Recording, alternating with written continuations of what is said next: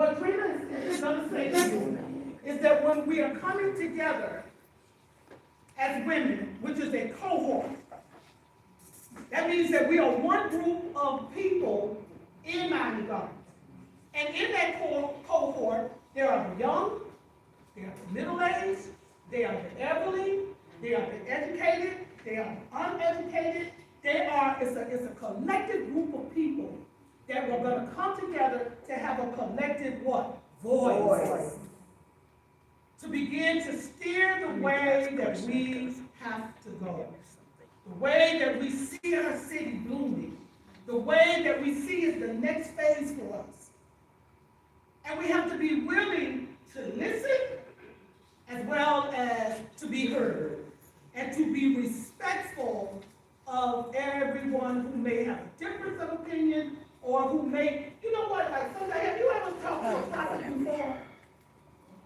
Have you ever listened to your grandmother or your grandfather and they were saying stuff to you didn't make sense? It's because they either had lived it or they were seeing it coming. So sometimes we have to be willing to hear things that we don't quite understand because some things are being downloaded into the spirit of other people that has to be brought forth. And intuitively, there are women can understand those things. Y'all understand what I'm trying to say? Okay. So, like, one of the things that I'm kind of scared of, but I'm not scared of, but I'm scared of, but I'm not scared of, but I'm scared. And that's our president.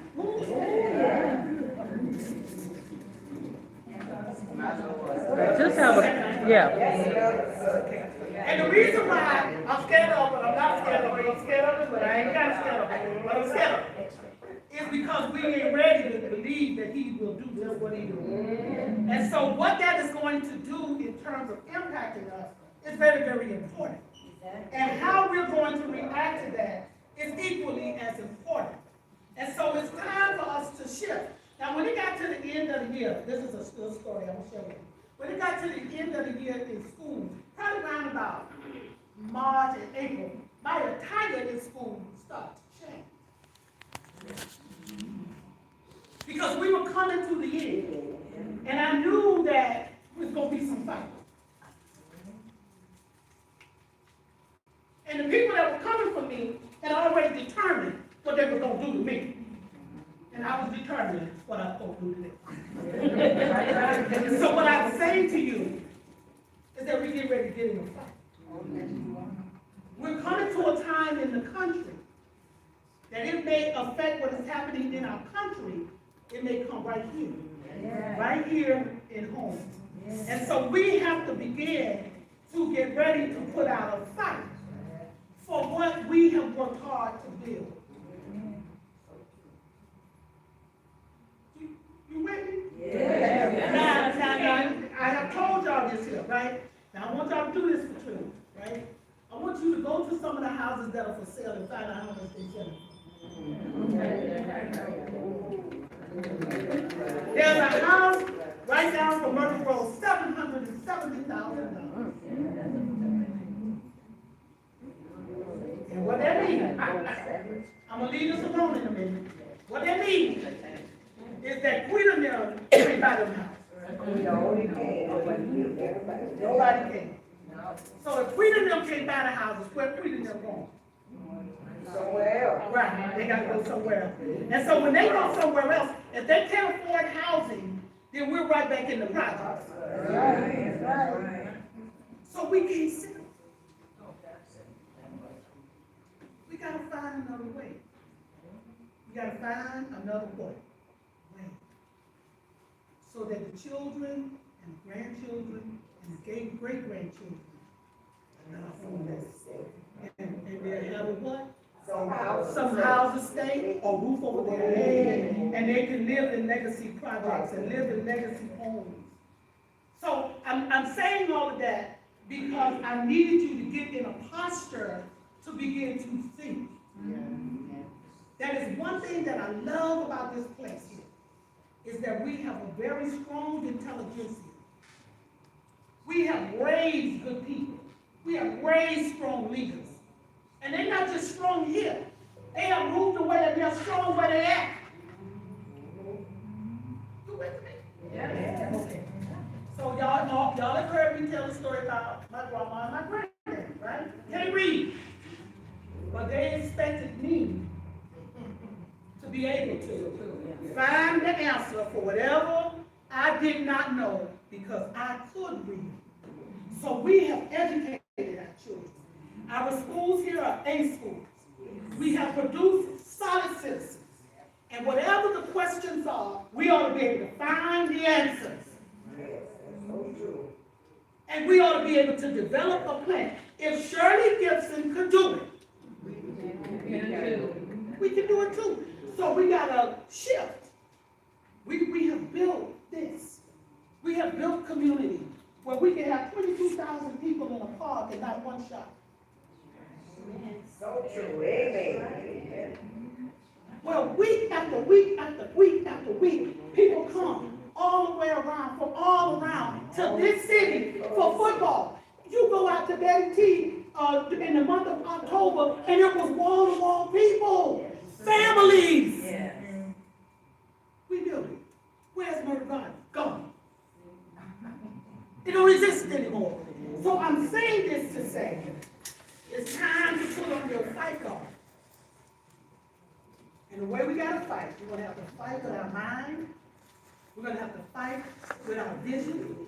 We're gonna have to rely on our ancestors, what they left behind and told us that we needed to do. And we're gonna have to position and prepare ourselves not to lose the hard-won battles. Do you all hear what I'm telling you? Yes. Do you really? Yes, really. Okay. And I'm saying that because I have a gentleman here. He came out. First of all, teach y'all about the football. Okay. See, Seven is a school teacher. And the reason why he's important to this is because a lot of us don't understand the law. How it gets written, how it gets applied, how the money comes down, what the money gets cut, why we don't have enough police officers, why our lights not working, because some things that are going to happen won't change the way business is being done in the state as well as in this nation. And we are going to be impacted. Our voices are going to have to be heard. Now, I love you. Y'all can't take it. I love you. I love to eat. But it comes a time when you have to put food aside for the lights. There comes a time when you have to put the lights aside for the food. The key is knowing what is most important at that time. So we have elected officials that go up and they're going to fight for us. And they're going to tell us if the meat is important, if the vegetables are important, or whatever. But what we're going to have to do is we're going to have to say, I'm going to drive my car to Tallahassee. And I'm taking 4 people with me. And I'm going to give up this in order to have that. Just like I go up there for homecoming, I'm going up to talk to legislators. When they were fighting in the civil rights movement, the people were hosed down with water hoses and all of that, because the sacrifice was made. And what Grandma did, my grandmother told my mama, you go walk and I got to go clean this man's house. Yes. Because see, that was taking the food over there. You see? But you go out there and you march with Martin Luther King. You march over there. You get up and you go vote. You do this, and I got this. So we're going to have to get up and do what we got to do, or we don't have no more elections. We're going to have kings. Yes. That is my last thing, and then I'm going to let you go.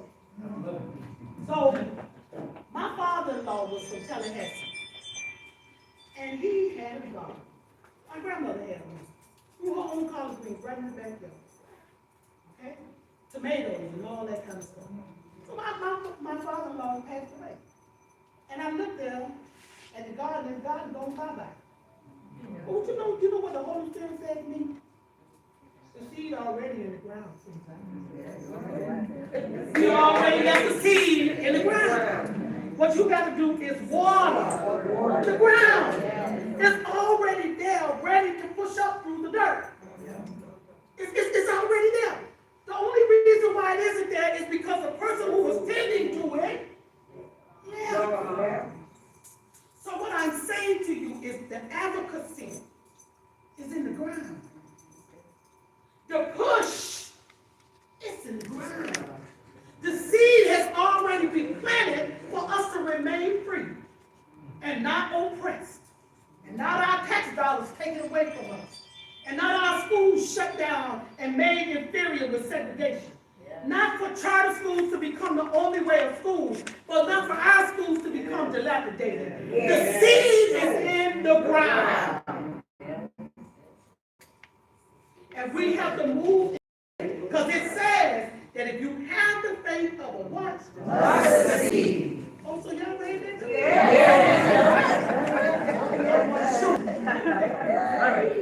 So what I'm saying is, this kind of advocacy is what it's going to take. And it's going to take leadership to be able to move us in the way that we need to go, so that this city can continue to move up. Just like this is.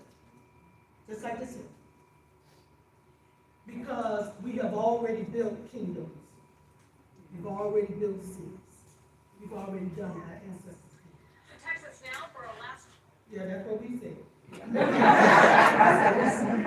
Okay, so I'm going to introduce to you our state senator, Shelley Brown.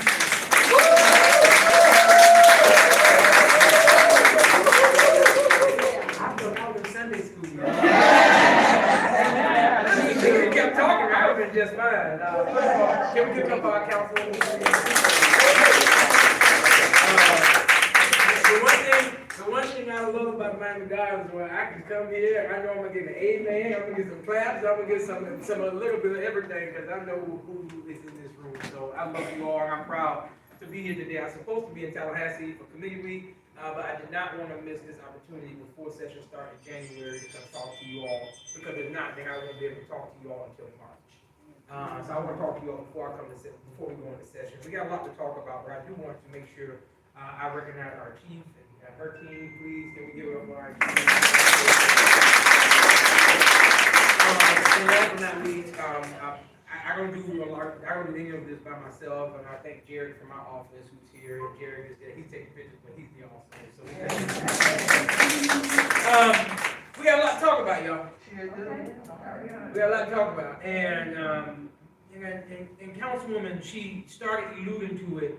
I'm not going to spend a lot of time talking about last legislative session, but I am going to hit on some points from last legislative session so you can begin to connect the dots on what's about to happen in this legislative session. But I do want to acknowledge something that the Councilwoman made mention of, and that is pertaining to how we take care of Miami Gardens. And I'll tell you all why this next legislative session will be extremely important, particularly for years to come when we're no longer here, and particularly for Miami Gardens. We're going to talk about redistricting and where we fall in that. Last year, during the legislative session, we passed a $117 billion budget. Of that $117 billion budget that was passed in the legislature, we put forth about 61 different appropriation items that total about $163 million. For those who have been to We the People University with me, where I have talked to you all about how appropriations work, how that process operates, I'm gonna give it to you in 60 seconds. You turn in an LFIR form, or the City of Miami Gardens turn in a appropriations form. That form goes to the Senate. We turn that form into the appropriations staff. It has to have matching funds on the House side. That's then go through the 3 appropriations committees. It is then go through conferencing during the budget time, during legislative session, and then the budget is created and it goes to the governor's office. Unlike the county, unlike the municipality, we do not get the ability to deal with funds, nor do we get to direct where those funds go. We live in a state, you live in a state where the governor has veto power. So which means that the governor also has the ability to veto projects. And as I'm gonna give you some numbers so you all can know this. The Black Caucus did a survey with all the black legislators to ask about our projects and to ask how many of those projects were signed and how many of those projects were vetoed. Of Black Caucus members, which are predominantly Democratic districts, we only brought back less than 5% of $117 billion. You do the math on that. Thank God we got Leslie Estates on it. But it took us, for those who know, since I've been in the House, we've been putting forth Leslie Estates, and it has got vetoed every year. Yeah. This was the first year that the governor signed it, and we did the check presentation before Miami Gardens. The reason why I tell you all that is because the appropriations process is not just for projects, it is also for infrastructure. And so when Councilwoman comes to Tallahassee and with her colleagues, the one thing that they're coming up there to do is to advocate for infrastructure dollars, like Leslie Estate, like other projects that the city of Miami Gardens have put forth for years to come, for many years. But the sad part about it is not done equitably, because the governor, again, because he has veto proof, has went after Democratic districts and vetoed a lot of those projects. Miami Gardens fall into that category. And you all do, I'm sure you know this, but Miami Gardens is the largest black city within this state. And so they can they'll do whatever they can to continue to cut not just the funds, but to make it difficult for Miami Gardens to thrive. But what I'm so happy about is that Miami Gardens have been able to thrive with very little state support. Hear me when I tell you this. Miami Gardens have been able to survive with very little state support, and the dollars that Miami Gardens are applying for is usually match dollars. What do you mean by that, Shepard? I'm glad you asked. Match dollars is the council saying, okay, we will put forward $500,000. State, we just need you all to help us with the other $500,000. Even if it's just seed money to get projects started. And Miami Gardens have done that consistently, but their projects continue to get vetoed. And again, it's partisan. And it's personal. It's more personal than anything because I'm not laying off the government. So that's not gonna change. And I tell people all the time, I don't care what you say, I represent black folk. And if you think me kowtowing to individuals who do not want us as a people to thrive, I'm not doing that. And so we have found, the city of Miami Gardens have found other means of how to get those dollars. What they have done, we've applied through the agencies directly to get those dollars, even if the appropriations process don't work. We have written support letters to get some of these projects that Miami Gardens need to get those budget items, not just in the budget, but also in their yearly budget. We got Leslie Estates. Last session, we also there was an election bill that happened, and you all are very familiar with the citizen-led initiative. In the past, you all were able to, one of your friends probably give you a stack of petitions. They say, take these to church with you. You can't do that no more. You can only have a limit of 5 petitions on you. You can't have a folder of petitions. If you do, now it's a felony.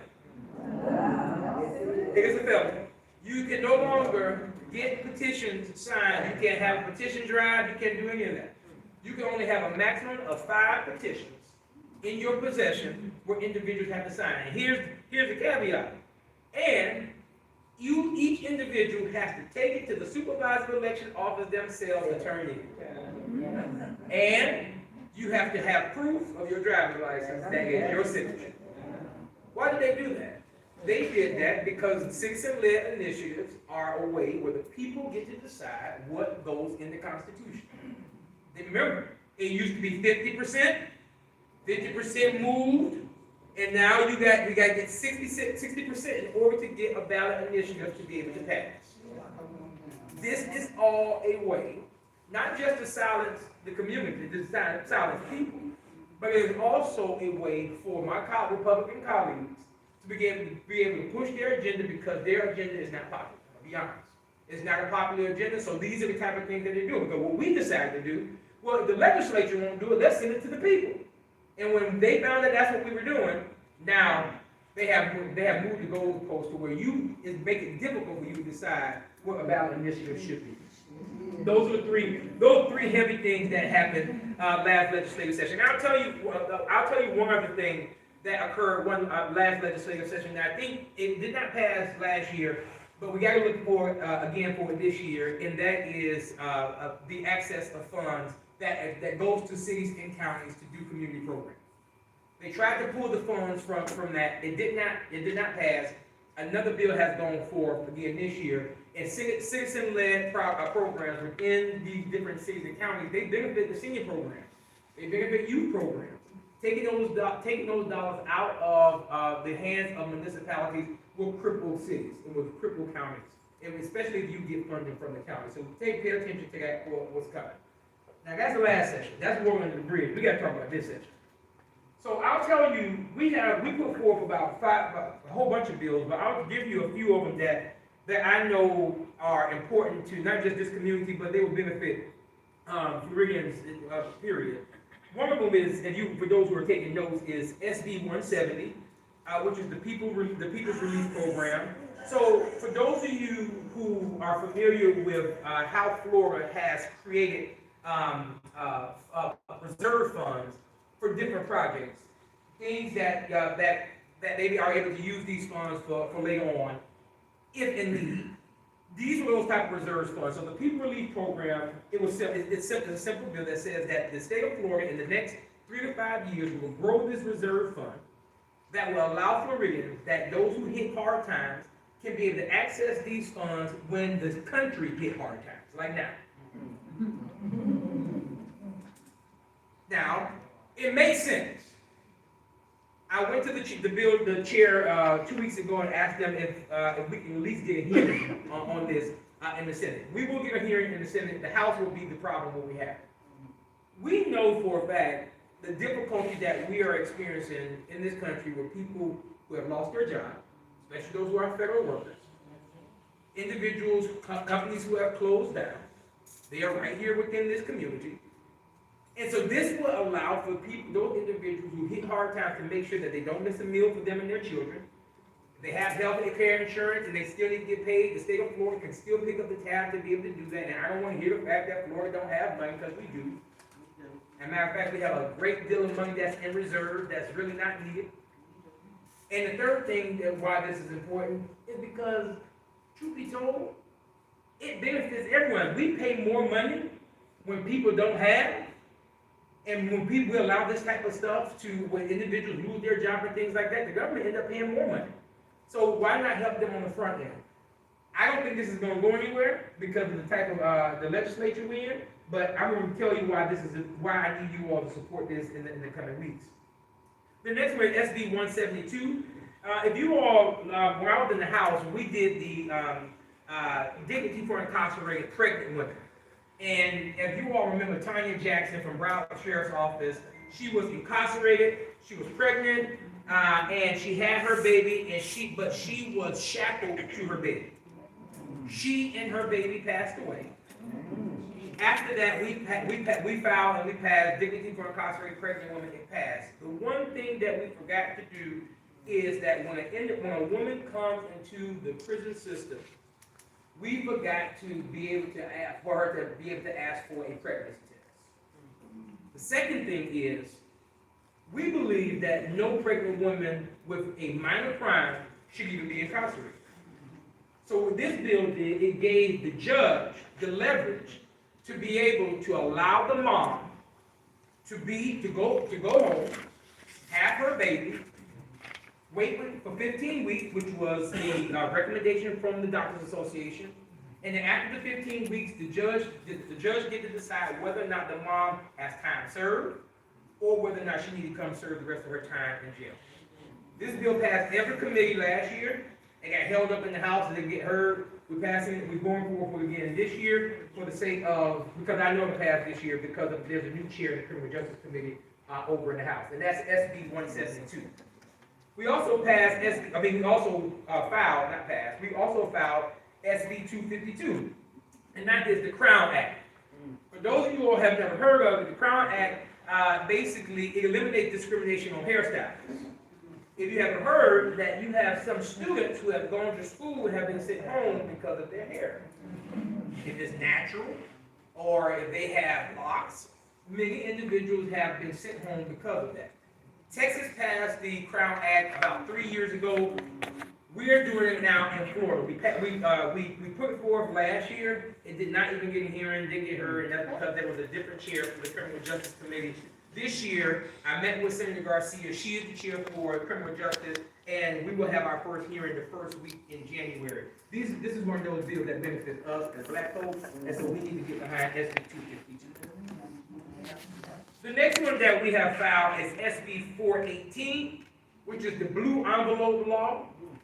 If an individual who identifies as having autism spectrum disorder, and they have self-identified on their driver's license, the blue envelope law now says that police departments and police agencies must now supply a blue envelope to individuals who identify as having ASD, so they can put their license, their registration, and their insurance card in their visor, for if they're ever pulled over by a police officer, and if they are nonverbal, they can pull out their blue envelope and give it to the police officer. Let me tell you why. Just because individuals are autistic don't mean they don't live a normal life.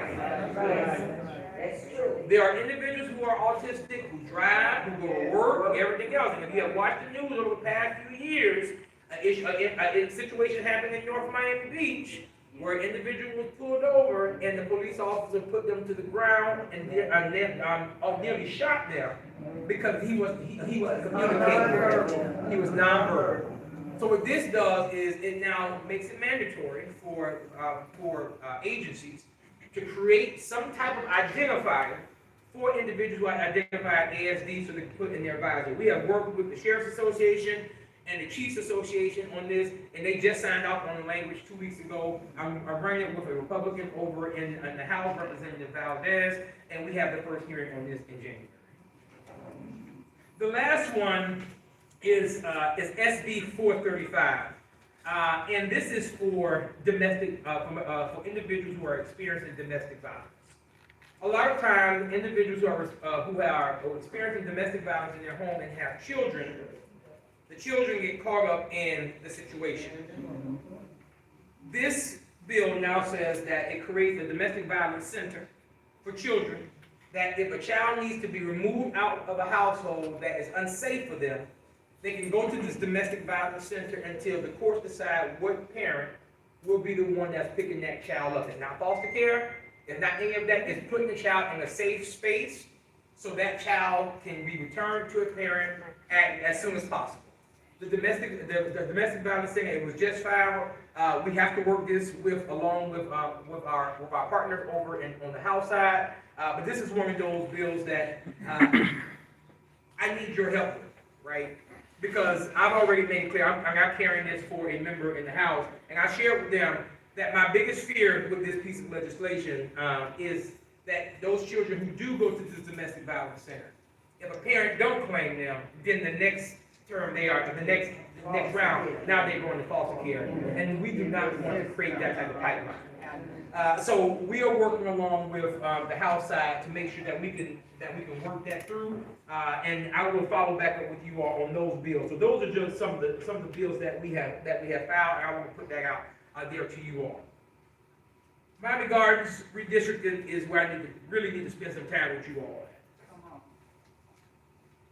In 117 years, this country has never did a mid-decade redistricting. But because the Republicans they have looked and seen that the midterm elections will not go in their favor, what they're doing is they're trying to flip the script, and now are trying to get the leaders to decide who they represent rather than the other way around. For those of you who all know, the Democrats in the state of Florida are in the super minority. In the Senate, there's only 12 of us. There's 12 of us in the Senate. We do not even have 2/3. So, Chevron, what does that mean? That means that we don't have to show up, and they can still proceed. But what needs to happen? Why am I telling you this? Redistricting is going to be the biggest fight of our lifetime. Redistricting will be the biggest fight of our lifetime. I'll tell you why. If you have not followed the news, 3 or 4 years ago, the state of Florida passed maps. Those maps were challenged. They went to the courts. The court said that the maps were fair. And then the Supreme Court now took up the case because they were breaking up a black district. District 1, which is at the top. And if you remember Al Lawson, that was Al Lawson's seat. And that seat was taken away from them because of this redistricting. The state of Florida went through the process in 2020, starting in 2019. As you all know, we did the census. The census made it clear that whoever represents was already sent to Tallahassee, and Tallahassee are the ones who create the map. Those are the maps that was challenged. So why are we doing another decade redistricting?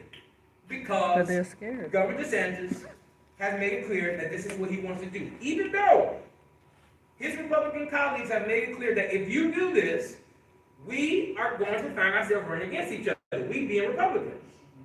So the Senate is holding close to chest. There's only 40 of us. And it's very mixed right now on whether or not the Senate will take up redistricting. Why is this important for Miami Gardens? For those of you all who remember, when we were going through redistricting, they tried to split Miami Gardens in half. I filed an amendment because it was against the law, because the law says that there could be no broken contiguous lines. And they were breaking up Miami Gardens. They couldn't even argue with me on it because it was against the law. So they continued to make Miami Gardens whole. Now, with the proposed map that I saw, it breaks up Miami Gardens, it breaks up Liberty City, it breaks up Pompano. What y'all hearing? All the black cities. Y'all not crazy. Why is this going to be the fight of our time? Because you all, if you look at how funding operates federally, it happens based on congressional lines. And if you think we're paying astronomical taxes, you keep filling in the blanks now, imagine what happens when you have no representation in Washington, D.C. Think about that. Not only is that the reason why it's important, it's just flat out wrong with what's happening. Here's why I know you all, we can win this fight. There are enough votes in the Senate to kill this whole measure. There are enough senators, Republicans, of course the Democrats are against it. There are enough Republicans who are against this measure that have made it clear that they don't want to do this, that it is wrong, and there is no need for it. I know many of you have come up to Tallahassee, and y'all come up to Tallahassee every year. I am challenging all of y'all in this room. I'm challenging you all. Here's my challenge. I challenge you all to come to Tallahassee and to make some noise in Tallahassee. And I ain't talking about no unnecessary noise. I'm talking about righteous noise. During the right time. And I am okay with communicating that with Councilwoman and when you all need to come up. I'll tell you why. The legislature is scared of people. And for those of you all who've been up there, you all know, when they see that room full of people, I have seen bills get TP'd, I have seen bills get pulled, and I have seen bills change because of the amount of people who sit in the room. This is one of those issues. This is first one of those issues that your voices are absolutely needed. Some people ask the question, well, should we write to our legislators? Sure, you should. You ain't got to write to me, I'm here with y'all right now. But I can give you a list of some people you need to contact. And I can give you their email addresses, and I'll tell you why you need to talk to them, because the individuals who you should reach out to, those are individuals who are on the fence on whether or not we should be doing a mid-decade redistricting or not. They got to hear from you. The last thing I'll tell you all when it comes to this mid-decade redistricting is that if this happens, it still won't ever even be able to be enacted. You know why? Because somebody's going to file a lawsuit. And then they're going to confuse the process. And you are already going to have a great deal of amendments You're gonna have a long ballot in November. Get ready for it. You're already gonna have enough to vote on in November. The last thing you need to be dealing with is trying to figure out now what's my new polling location. And trying to figure out all this stuff. Why? Because the state legislature has gone this route. The last thing I'll tell you where you all are going to have to raise your voice is the elimination of property taxes. Now, it sounds good, y'all. It's not good. It sounds good, y'all. Listen, and you all are going to hear, you're going to hear commercials, you're going to hear the radio announcements, you're going to see the billboard, you can save money, keep more money in your pocket. Let me help y'all real quick. When you call 911, you want them to come to your house, don't you? Yes. Your children, your grandchildren, your nieces, your nephews, and your cousins, you want them to keep learning in their schools, right? Yes. You want them to pick up their trash. Come on, keep calling all that stuff. Pick up the trash. Somebody say property taxes. Property taxes. Your property. The state legislature has, the governor, for those who ain't been following, the governor has, 6 months ago, he said, we're gonna eliminate property taxes in Florida. Republican colleagues said, what are you doing? It's crazy. Because now they can't get out of it. So now they're trying to figure out what does need to happen. So what they are proposing is a HJR, which is a House Joint Resolution, or SJR, which is a Senate Joint Resolution. Anytime you see an R at the end, that means that you're going to get to decide. It's a joint resolution that says that send it to the people and let them decide whether or not they want it to be in the Constitution. I can't tell you what to do. I'm not going to tell you how to vote. But I'm going to tell you what Shepard Jones is going to do. I'm voting no.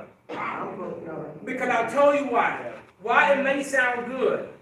Passing the elimination of property taxes will be detrimental to Councilwoman and that entire days, because they are going to have to figure out how to fill in a gap. And guess what? They are going to have to figure it out, and some part of that will come back on you. Now you got those individuals, well, I rent, so I don't care. I don't need the property tax. I'm good with that. Well, you might rent, but the owner, Or pass it down. they not paying for it. You're going to have to pay for it. And so, I think a lot of us will be losing our homes. of course you will lose your home. Of course you will. Yeah. Of course. And so I want you all to pay attention to that, because I'll be very frank with you. You're going to get, they're going to campaign on this, and they're going to try to figure out what's the best way to happen. But here's where I do agree with them, where I agree with Dawn, right? Two of the proposals that I figured, you know what, maybe we can work through that. That is the elimination of property taxes on individuals that's over the age of 65. I think that's something that we can consider. And there's also with the elimination of property taxes, or a rebate on property taxes for individuals who are in critical need areas: teachers, nurses, police officers, firefighters. I can deal with that. That's fair. But it got to make sense. But what does not make sense is the $51 billion gap that the state of Florida will have to figure out how are they going to fill it if they eliminate property taxes. And I'll tell you this, state of Florida, we have no income tax. And so, you all need, nor anybody else, we're not going to vote to bring income taxes in the state of Florida. So they will have to do it through sales tax. So they're going to have to shift that cost somewhere else. It's not a good idea. It's a very bad idea, and I think you all should pay attention to that. I'll end with this, and I'll take a few questions. This legislative session might not be as crazy because it's an election year, and so you might not see as many bills that will come out that are that crazy. They will balance that out a little bit. It doesn't matter. The one thing I'll tell you all is that in November, you all will decide. Every legislative seat is up for grabs. Every seat, all 160 seats are on the ballot this year. And so therefore, you are going to hear a great deal of people who are going to come to meet me Monday, and they're running for office. I ain't running for office. I'm done, y'all. I ain't come here to get your vote. I'm coming to get you information. You're going to have a great deal of people who are going to come, and they are going to ask for your vote. I heard somebody say big leave, I know that. Hear me what I'm telling y'all. Hear me what I'm telling y'all, hear me what I'm telling y'all, hear me what I'm telling y'all. As you all decide the next leaders of this community, y'all got to start asking tough questions. Y'all got to ask tough questions. And listen, just because they're your color don't mean they're your kind. Speak! Speak! Speak! And we cannot keep voting for people just because they are friends. Thank you. Hear me what I'm telling y'all. Too many Those friends. bills gone. Too many friends. Y'all got to put people in office. I'm telling y'all, listen, I did it 13 years, I'm on my last 4. Pick people who you gonna trust to truly open their mouth and fight with you. I seen a lot of these last 13 years, I ain't scared to say This it. is what I say. Everybody ain't for our community. And so I'm begging y'all, when they come, have what your questions are for these individuals who want to represent you. Because it is that critical, it is that serious in this day and age to make sure we have the right people representing you. I love y'all, and I'm gonna hear from y'all. I already feel it. Really, I saw your hand. I feel your heart while you all was talking. What's it? Yes, ma'am. I did text you back. You did, and that's what I want to talk about, because I've been a clerk since 1999 in Miami-Dade County. So I thank the senator for supporting me. One of my fellowships with National Low Income Housing Coalition out of DC. I finished my final project yesterday. I tabled vote by mail. Yeah. And if me as a clerk does not know about vote by mail, what happens on December 31st, that purge if they are not Yes. voting in the general Yes. election, I would Yes. like for you to speak to I that, sure will, yeah. because you're surprised, you'll be surprised how many people just Yeah. don't know. Yeah, that's It fair. is very important. That's fair, yeah. And I should be home now getting ready for this election in the Tomorrow. morning. Yeah, yeah. City Hall is my precinct. I've been there at that location 10 or 11 years. Mhm, And I was told today by the city clerk, mhm. Bridget, I really need to do for early voting. I'm gonna do early voting. I work too hard. I've been doing this for too long to do early voting. For the first time, the line was wrapped around Yeah.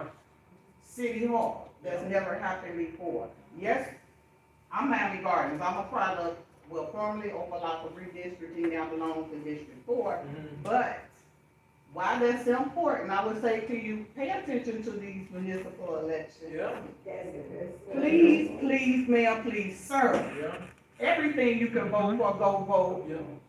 Those lines are, I had more turnout for this mayor's race than I had for a presidential election. Tell me why Ted Cruz Mhm. is supporting the Republican candidate. Why do you care about what's happening in the Cause if city I of can use the Miami? barn. Why your governor, not mine, the Satan, is supporting this? Why? Well, all right now. Why are you all sick? Ted Cruz is out of Texas. Why do you care what's happening in the city of Miami? Because they always For a reason, say. I'm just saying, like you said, think about it. These municipal elections are very important. One more person don't come to the city of Miami trying to vote tomorrow. You don't live in the city of Miami. We live in Miami Gardens. How many people come last month wanting to vote because they heard mayor's race? Yeah, Know who your mayor is, know your elected official. yeah, yeah. Educate yourself, it's only one of me. Yeah, but I also tell you, thanks Bridget for that, I also tell you that all politics are local, and the reason why the Republicans are taking a look at this is they know, they have figured out that if we build a bench here, it grows into, they have. They're setting the stage for next year. And also, just so you all know, tomorrow will be the litmus test for the midterm election next year. Yes. And if you all saw what happened in Tennessee, a lot of these margins are changing to where people were like, "Oh, I ain't got no money. You got my hand for my vote. What you did when you did the last 4 years?" And so people are absolutely waking up. But in the state of Florida, what you all have to be careful of, if you have not voted in the last 2 election cycles, then you are no longer. It will be Now, heard. what you have to do, what you can do is, when you show up, it puts you back in the flow, but a lot of people don't know that, because when they go online, all it says is, not eligible. you can go, if you go to the site, I mean, you go to your voting location to vote, they will allow you to vote, that will reinstate now for you to be able to vote. So please know that, I got you. Okay, as of October first, Yes, sir. I spoke to an officer. They saying your tag have to be seen or you could be fined. It's a felony. I want to ask the police or you about that for the state of Florida. Okay, say that for the Cannot- police is. No, but it was done through the state of Florida, the same day. Okay, well, we don't need the chief to deal with the city. Okay. I'm gonna let Chief deal, Chief said Yeah, but they said you have to, you can't cover it, nothing could be over your tag. No, I read something on Instagram about it, but I don't remember. I didn't know y'all vote on that. Yeah, I don't remember. I'm saying, Listen, stay on point. This is what an educator says, that ain't the subject. The subject, the chief is gonna handle that, and he's gonna stay on the next. Technically, it is the subject. Okay, go He ahead, is the sir. state legislator. I just wanted to go back to the point that you were talking about the taxes. yes. And, because I am a renter and I see how much it goes up a lot. Yeah. Even with the taxes and with the insurance and everything going on.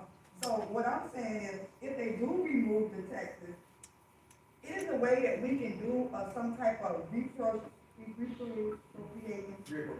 money Yeah. as though like we pay into our own pool, and like you were saying something about the citizens, match the money Yeah. that the community raised, you know, like say for instance, we saying we pay, because we live in this house, we pay, like maybe $50, I'm just throwing $50 for each resident. Yeah. And we get a pool, like how they do insurance, and it be, they can put it in some type of, fund or whatever, Sure. and it makes its own money, generate its own money. So, well, here's what I'll tell you, that's not a bad idea, and that's actually something that the city can actually, they can talk to you. I mean, I know cities who do, like, they do like a revolving grant program type of thing, too, where the city, they raise a certain amount of money, and they have this pot of money, and when residents get hard times, you can apply to the city, and the city can release dollars to you. And the state, Or it can go invest. or invest, whatever you, like, Investment, yeah, so sure. it can be making its money by itself. I think you should talk to, the councilwoman about that, maybe that's something that you can explore, I got Atlanta, I can sit through. Right here, then I got you, let me get her and I'll come to you, okay? I got you. Are they still doing the mail-in ballots, or they gonna? Mail-in ballot is still that, mail-in ballot is still the thing. Now, remember though, with mail-in ballots, that you need to make sure you mail it in enough time, and you can only turn in your ballot now. You can't turn in nobody's ballot. With your ID, you can't turn in nobody's If you, your if you ballot. haven't voted Yeah. since the general election, don't sit home and wait for a Yeah. vote by mail ballot, it's Yeah. not coming. Yeah. Your name will be purged, And remember, December 31st. and remember also that you have to apply for a mail-in ballot after every cycle. Yeah, So this you is want to general vote election. in the primary in August, Yeah, you have to do it. everybody, Please. if you want to apply, vote in August, you want your vote by mail, my suggestion is that you request your mail-in ballot now, so it can already be populated. Yeah. Okay? No, I wanna say this, I was campaigning, and when I first started, I went to a lady's house, and when she opened up the door, on her table was her mail, it was the bills that she was gonna put in the mailbox, all of her stuff was organized. Her voter's registration, et cetera, et cetera. The point that I'm making is, now is the time to get your house in order.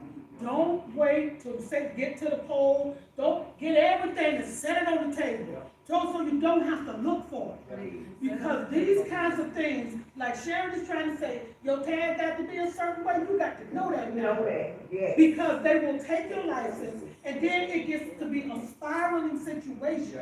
And you are caught up in, this technology thing that we're not familiar with, and then suddenly it's hundreds of dollars that you are paying in fees and fines, and by the time you get straightened out, a lot of stuff has gone by.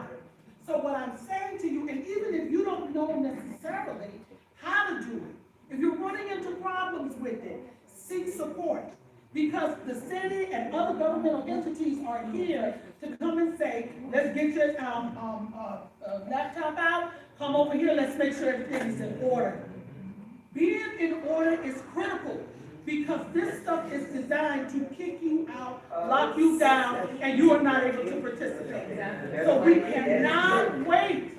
Remember what I told you? Get your stuff in order. Yes, ma'am. Have a voice loud. Hi, good evening. Does our city benefit from the current road construction, the 826? Does Are we the city getting- of Miami Gardens? Yes. In what way? In what way benefit when you say that? Okay. No, we're getting noise, we're getting dust, Oh, you talking about as far as the mess that's coming from H. the mess, and any other benefit. Because based on how it's gonna be built, I'm sure we're gonna have water issues settling, you know? Yeah. The answer to that question is, I don't know, because we met with the Department of Transportation. Our office met with the Department of Transportation last week. We met with the secretary and the district secretary, and I spoke to them about 826, because for those, some of you who have sent me emails about how dangerous 826 is and how confusing it is as it pertains to the signs. If you have driven past there lately, our office met with them last week. If you go out there now, they have made changes, they have put signs up, and they have also changed the direction on there. Now, when it comes to the mess that's out there and the aftermath of what's happening, I did not ask that question, but what I will do, Jerry, write it down now, I will talk to the secretary and ask them that question for you. And I also tell you that the 826 project that they are building is not even set to be done until 2027.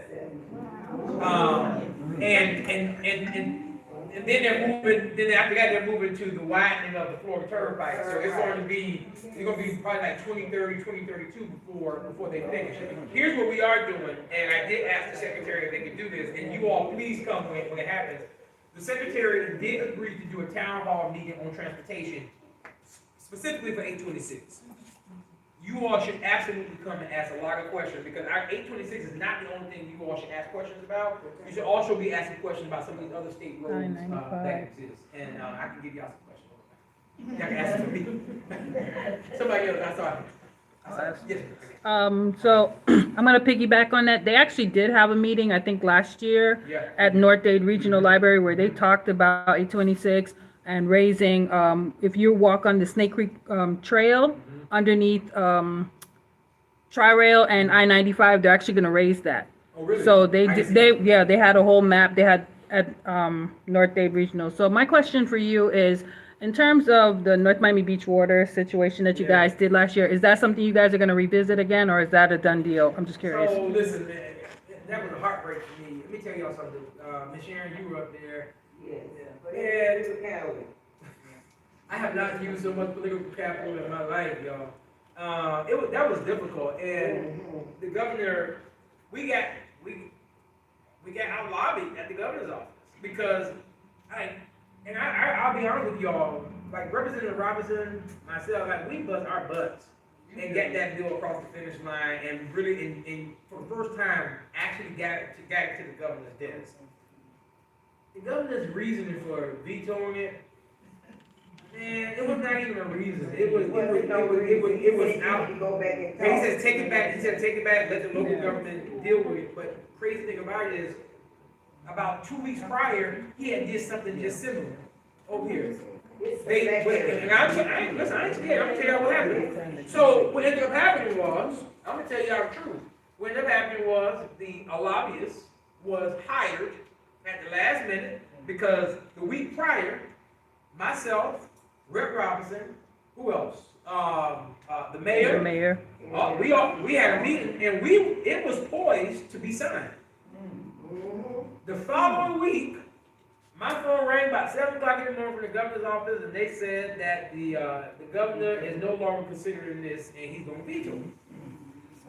And we started negotiating, trying to figure out why the governor not going to sign this, whatever the case may be, and they couldn't even make up a reason. It was because they hired another lobbyist to be able to really just tell the governor to not do this. They wanted the governor like a friend of the governor, who they hired to do it. Gotcha. That's the truth. One or two more questions? I appreciate y'all, love you so much, thank y'all, I appreciate it. Thank you.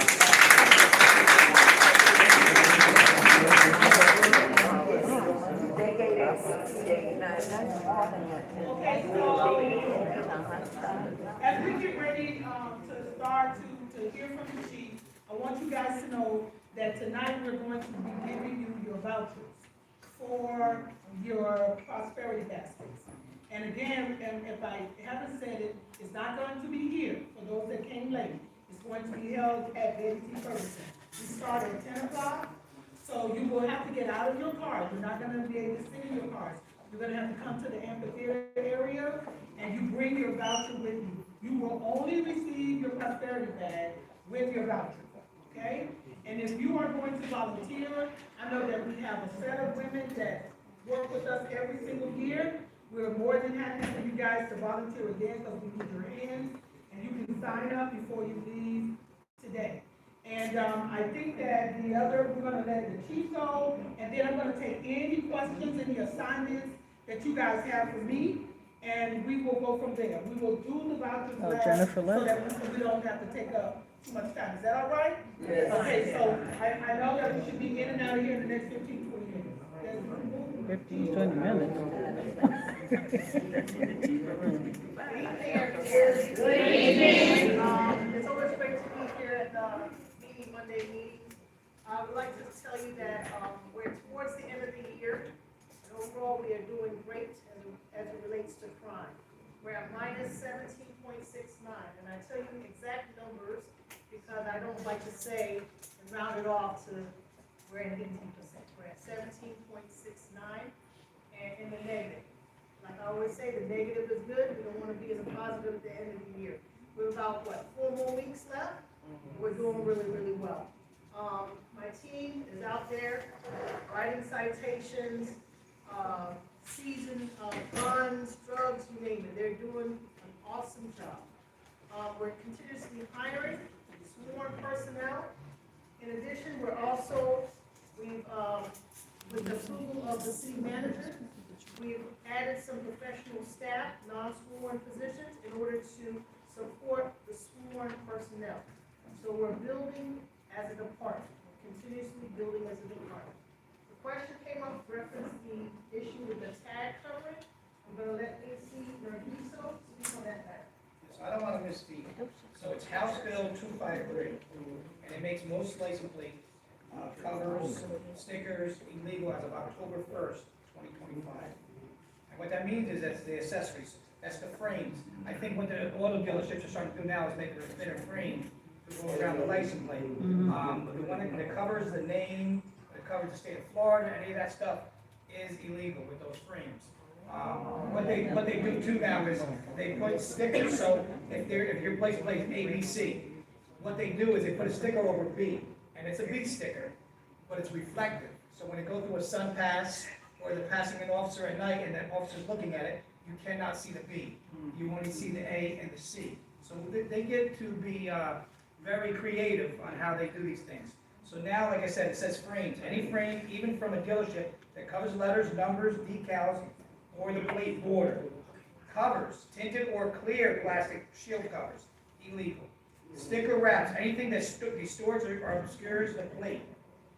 And then we just say it becomes a second-degree misdemeanor, up to 60 days in jail, up to $500 fine.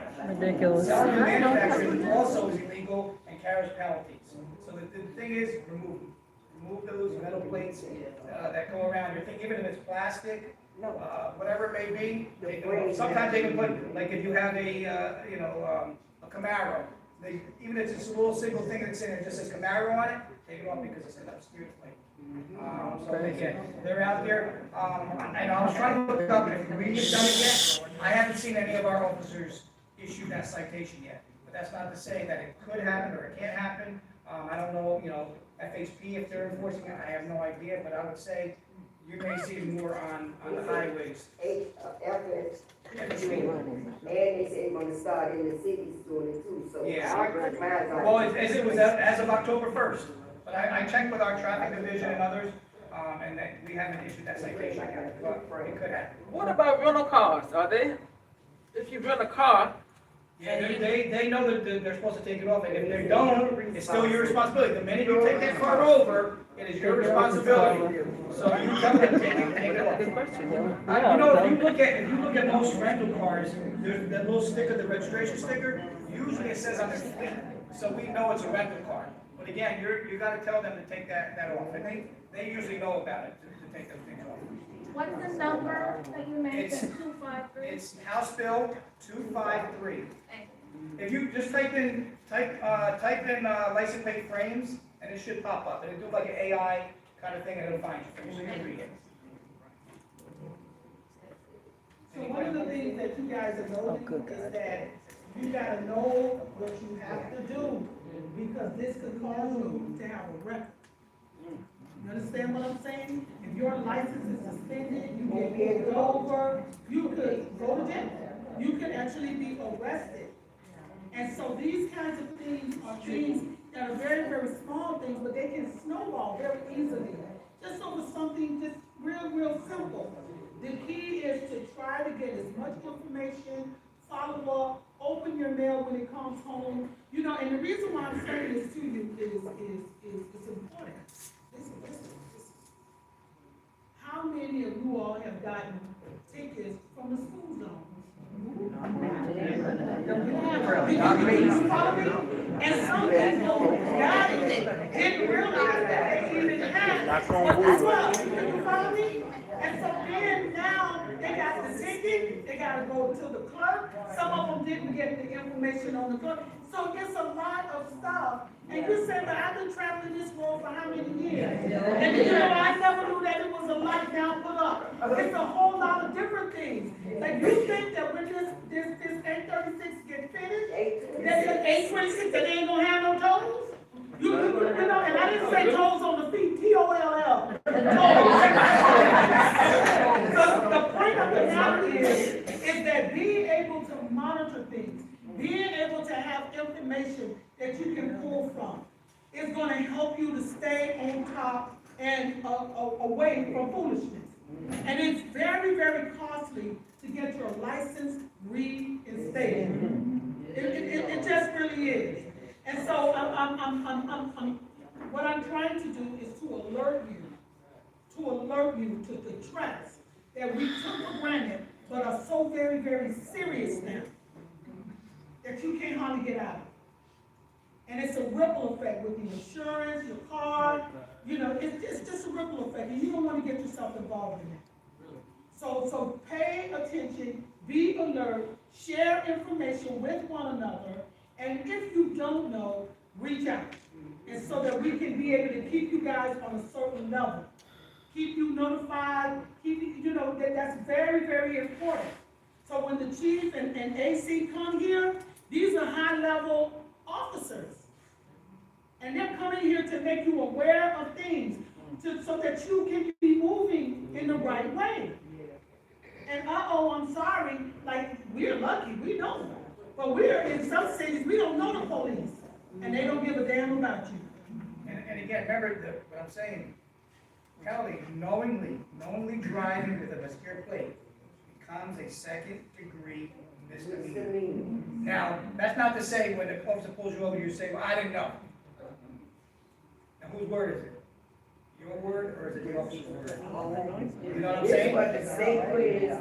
So it can lead to a lot of things, and again, second-degree misdemeanor. This is not a little citation that we're writing. You're talking a misdemeanor. Okay, so if there are no more questions, we're gonna go right on ahead. We're gonna talk about code enforcement. We're gonna pass this out, really quickly. Quick question, with the school speed zone, have you noticed any decrease in, or is there more people, or are you getting more, you know, I'm just curious. We see decrease. Okay. And listen, that is the whole point of the situation, is to see a decrease. That come to a point where I hope that we do not see any more through our system. That's the ideal situation, but we do see decrease. And now people are starting to realize, if I go past Brentwood, if I go past this school, I know from 7:15 or whatever, 7:15 to 3:35, I cannot remember, it's the entire day. It's not from 7:15 to 8 o'clock, it's the entire day. No, we're following the public school, days off. If it's a holiday, a teacher planning day, and we know that it's shut off, it is not on those days.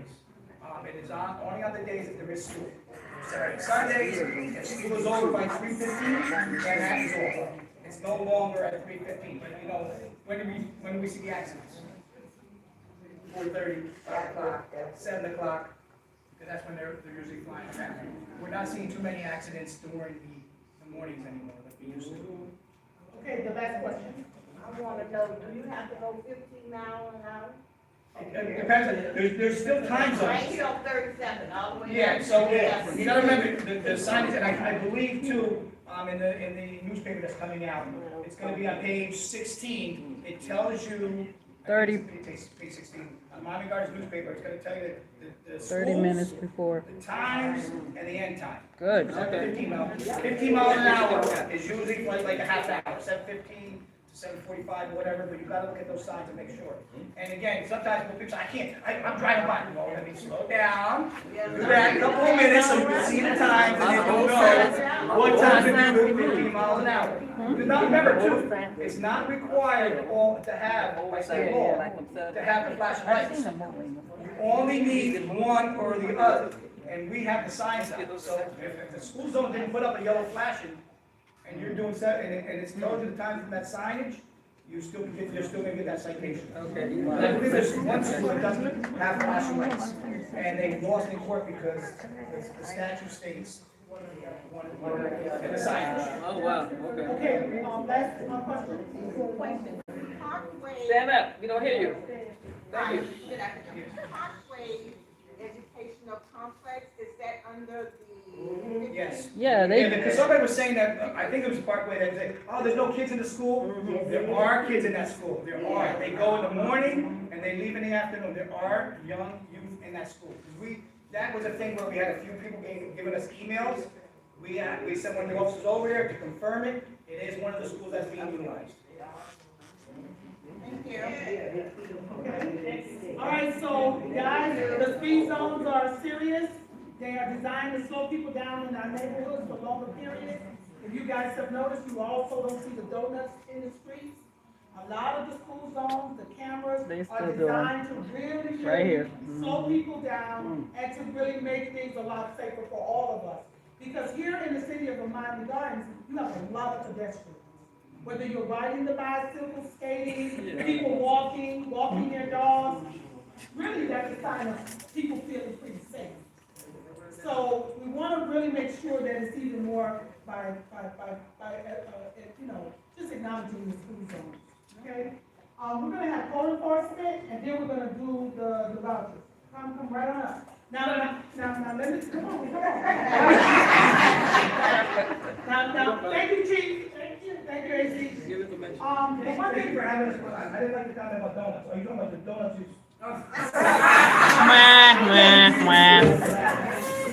You got jokes. y'all need to have some of those donuts out of take that. One of the things that has led to our city's rise in terms of how it looks has been code enforcement. And code enforcement means that you don't have just one house on the corner that's beautiful. Now, you see more houses in rows, looking well kept, yards are cut, houses are painted, lights are on as soon as dark comes. All of those have been deterrents to increase, and a lot of it has led to a greater state stability in our community. So as we have moved along, it's been a hierarchy in the enforcement of our code as it relates to housing as well as businesses. And much of that has been driven by you guys. Because you guys are the ones that say, I don't want anybody on my swell. Or I can't get by because, it's blocked and there's a handicap. There's so much that comes to us from you that has helped us to really prioritize and continue to enforce the code based on that. So we have them to come every week for a lot of different reasons, and one of it is to continue to raise the standard of the way in which our homes are looking, the way in which our neighbors are keeping their properties, the policing of ensuring that these trailers are not next door to us, and we got all kind of different living quarters in our community. So please listen, so that as these code enforcement officers are coming, not only to the houses, but to the businesses, that you can make sure that people are complying and that you comply also. Our goal isn't to put you in a hard time, but our goal is to make sure that everybody feels a degree of equality. From the standpoint of, I gotta keep my yard up, you're expected to keep yours up, okay? I'm Jennifer Woods, I'm one of the supervisors with code enforcement. I want to first piggyback off of what Councilwoman Wilson was saying as far as keeping the swell and complaints that we may receive from swell complaints, sidewalk complaints, vehicles being on the sidewalk, vehicles being on the public right of way. I want to piggyback on that because we are writing up a lot of that type of violation because we're getting a lot of complaints concerning that. And what's happening when we get the complaints, a lot of times people are saying, well, we don't have people that are handicapped in our neighborhood.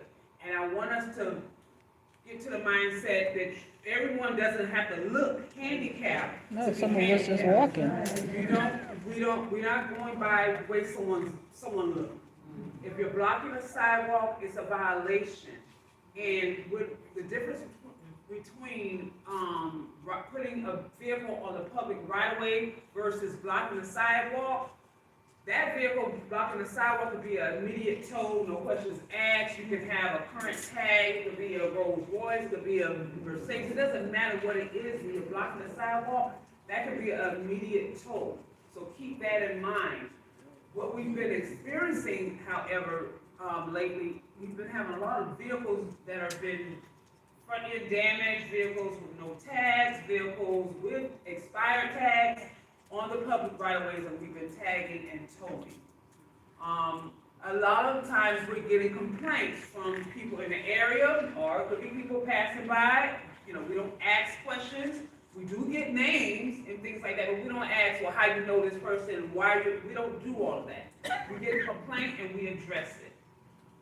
Also know, when we write up properties, when we put warning notices or citations on your property, even if that officer gives you additional time, as long as you have that ticket on your property, you're required to still comply. You can say, well, they gave it to me 2 weeks ago, and I corrected that violation. You're responsible for maintaining the property. You have to maintain the property. It's not a one-time fix. So what you're doing is when you think of your property, you have to keep your grass cut. You have to keep the junk and trash off your property. Not just when the city writes you up, but just in general, that is a part of maintenance that the city code enforcement look after.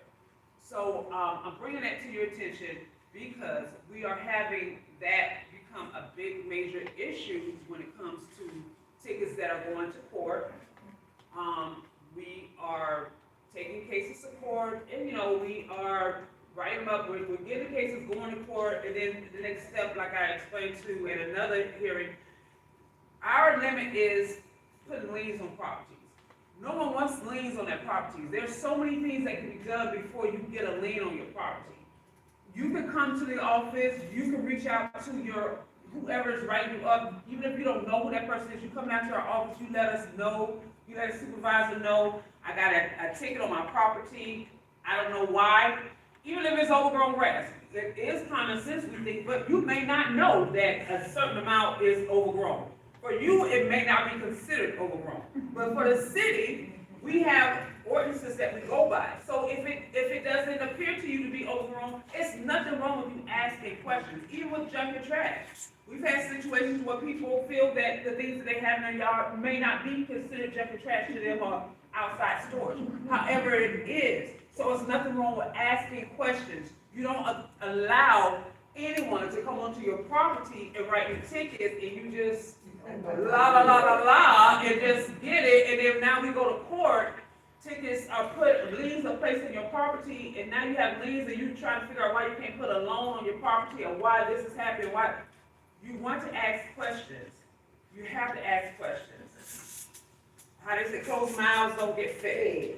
you got to ask questions. There's no officer, there's nobody is above the law. If you have a problem with anybody in code enforcement, you come to the office, you write, you reach out, and you let us know that there's a problem. We're here to help. Our goal is not to write you up. Our goal is not to put liens on your property. Our goal is to see the city look good. That's our pat on the back. Not going to court with liens. The pat on the back is being able to say we cleared up a location, a street, and everybody has their properties looking nice and looking good. But I do want you to know, when you give us complaints, we've got several complaints, I believe at the last meeting Monday, great complaints. I mean, I don't want to say great complaints, but they were complaints, they were valid complaints.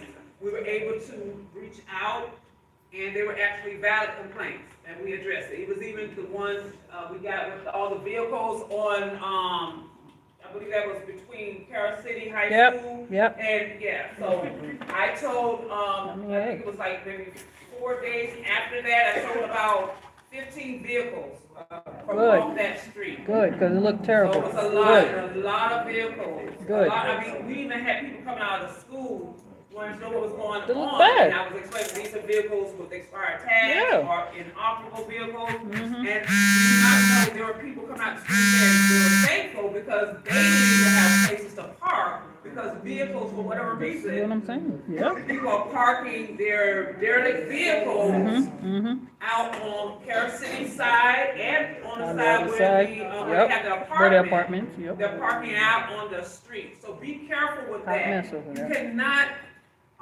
park your derelict vehicles on the public, right of way. That's considered, even though you may be whoever's responsible for maintaining it, it's still considered the city's property and it can be towed. So be mindful of that. If you cannot drive that vehicle on the street, you cannot park it on the public right of way. So keep in mind, think of it like that. If that vehicle can immediately, you can't just get in it and take off, go right on the street, you cannot park it on the public right of way. It can be towed immediately. I have some information as far as our RVs, because we do, we write up RVs on a regular basis. We have an issue now, the culture is changing, and for whatever reason, you know, people are living in RVs, and we do not allow that. So if you do see that, you bring that to our attention and we can address it, because we don't allow you living in the RV. Why? Because how are you gonna get rid of the waste? Usually you're letting it fall out into the road, or if you have a lake, you're letting it fall out through that way, and all that is sanitation issues. You cannot do that. But it's happening, believe it or not. It's actually happening. I've seen the actual pipes or the you know, running around, it's happening. So we do write up for that. And so be mindful of that. If you're renting RVs, or if you're trying to rent a shed, you cannot do that. Don't rent nobody's shed. You're trying to live in it, and I'm being serious because that's happening. Do not rent anyone's shed, because when it comes into a problem, and they bring taxes, we don't give warnings, it's straight citation. So don't even start. But anyway, for the RV, get some information, I'll be right with you. The amount of RVs to date that have been cited and recorded, 646 RVs. 352 of those RVs are not in compliance. They're still out of compliance, meaning 9 times it's a lien on property, or they still have a CVN, or they're in the process of going to court. We have 274 of them that have either been removed or have obtained permits. And out of that, we have 17 RV cases that have been adjudicated and in lien status. That's where we are, and the numbers with things like that, it constantly changes, because we're constantly writing up. Yeah. That's you know, we've had issues where I've rolled around trying to figure out how to keep seeing these RVs, and I'll call into the office just to confirm, and yeah, they have a lien on the property. The RV is still there, the lien is there, and it's $500 per day. And there are some cases like that, and like I said, I've said in the past that everything in the state of Florida is a public record. You know, you can, if you need to check that out, if you know, you see something and you wonder what's going on, I've been seeing it, you can always, request a public records. But we do have some RVs that have liens on it and they're still at the properties. So, but that's the information. I wanna ask you a question. She had a You question. saying that they have to get a permit, but is it a permit to be occupied on No. that property? Or a permit to be hold there once every year? Right, the RV permit is to have it stored on your property, not to rent it out to live. You cannot rent out an RV, you cannot stay in an RV. You Don't tell cannot the have people it, that's you doing it. cannot have it in your position on your property to even give the appearance that someone is living in it. If you even give that appearance, we can write you up. And we have done that, because we've had an RV that had a permit, but it gave the appearance because someone complained, and they complained and said that you know, they keep seeing someone going to the back, and so we wrote it up.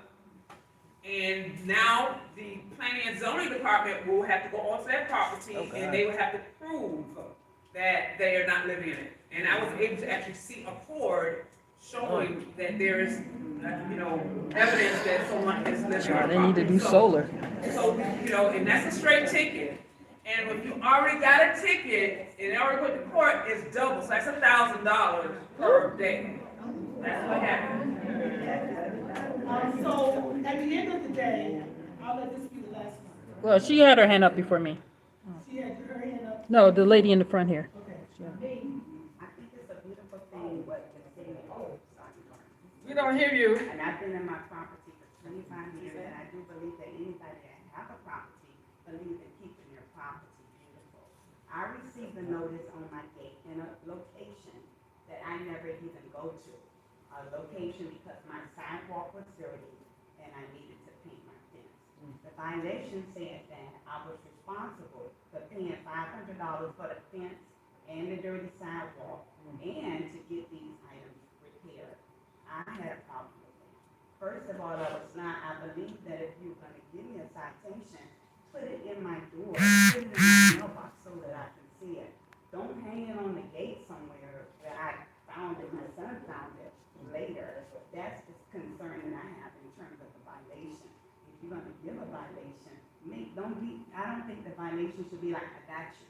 You know, the violation needs to be put in a person's door, in a person's mailbox, where they can see it and have time to get it. So we don't put it in the mailbox, that's against the law, you can't do that. But, I want your address, so I can, if you don't mind, we'll talk about that. But if you have a gate, and if it's closed, it depends on what the discretion, if they feel like, you know, to come into your gate, not knowing what's going on, they should put it right there in the part where you open. Absolutely. Yeah. Okay, so yeah, we need to, You know, one of the things that you have to be careful, because, you know, I was campaigning and I walk the streets all the time. And you got all kind of animals, and when you approach people's door, they are very defensive because of all of the stuff that goes on. So when you walk on, and most Miami Gardens residents, they have full gates in front of their houses. You don't even know how to get to the door. Almost everybody has a gate up front. And so it's very, very, you know, like when you're riding by, it's one side.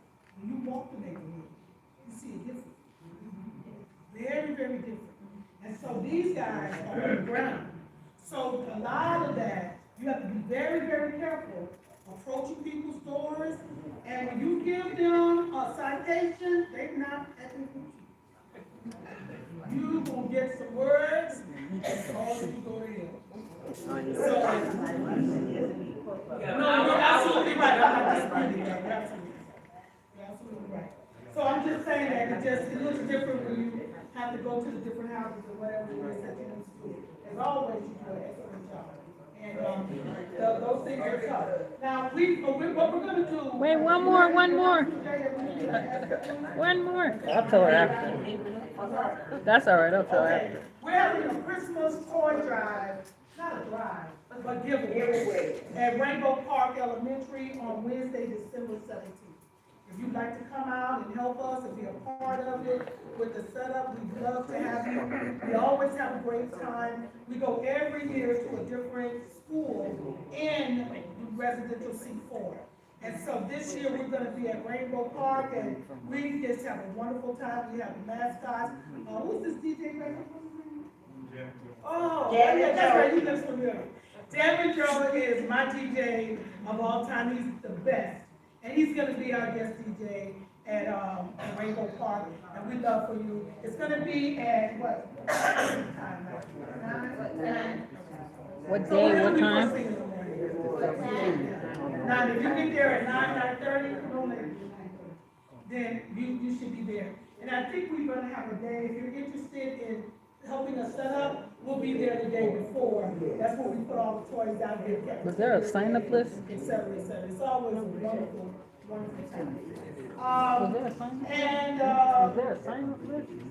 packing bags on Friday, we're gonna be packing bags on Friday, December 14th at Baby T. 19th? Okay, the night before, y'all. The 19th. And y'all, come on, you can get if you volunteer, you can take your bag home that night. You don't have to come back the next morning, but I want you to come back, because, we want to be able to fellowship together for this year. Is that all right? All right. Yes, ma'am. For my granddaughter in 12th grade, she said, could she come and volunteer and get a community service? Absolutely, absolutely. And then tell her to bring a form and I'll sign it up for her. Any more questions? To volunteer for Christmas? It said, be there, if you come the day before, we'll be there in the afternoon, like about 4 o'clock. And then if you come that morning of, if you get there about 9, you'll be in good shape. That's what gives kids into the thing. Yes. I have a question. It's not about this, but the Christmas tree lighting, when is that? Because I never hear anything about that. I never hear anything. I never see anything posted, so I'm just curious. It hasn't been leaking. No. I'm saying like post, like, so the community. Okay, yeah, but. Why everybody talking?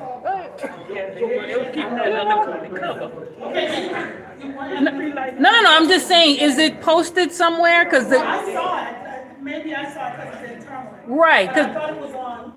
yeah, because last year it was this, I asked last year and they said it was internal. But I know I got a lot of people asking that they wanted to go and they didn't know, and then they were driving by and they saw a whole bunch of people outside and they're like, hey, what's going on? So since I'm here. Okay. No, last year with the Christmas tree. Yeah, okay. The 11th, so show up. We had the housing, thing. There was a lot of y'all that was there, and y'all was talking about self-defense, firearms, stuff. And I just want to give him 1 minute and then I'll pass out these flyers, just one little quick little thing about the fire, he does fire training. Okay, but now then you can't do that now. I'll be dead people. I don't let anybody. Well, Since you don't know, I don't let you come out. Because we have Okay, no, that is. All right, my name is Darryl Holiday. I'm a longtime resident of Miami Gardens, Opa-locka at time. I still claim Opa-locka, although I live in Port St. Lucie now. But I still come down with everybody.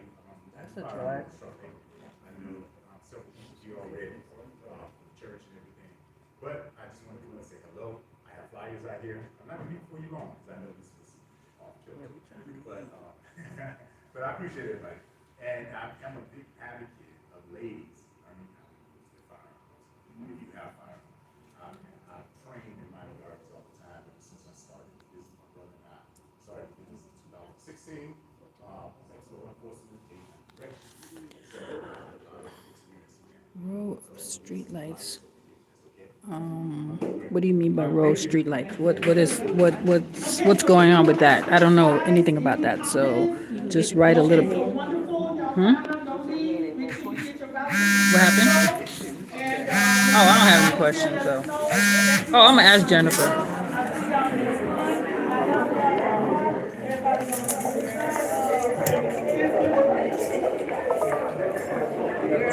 I appreciate you.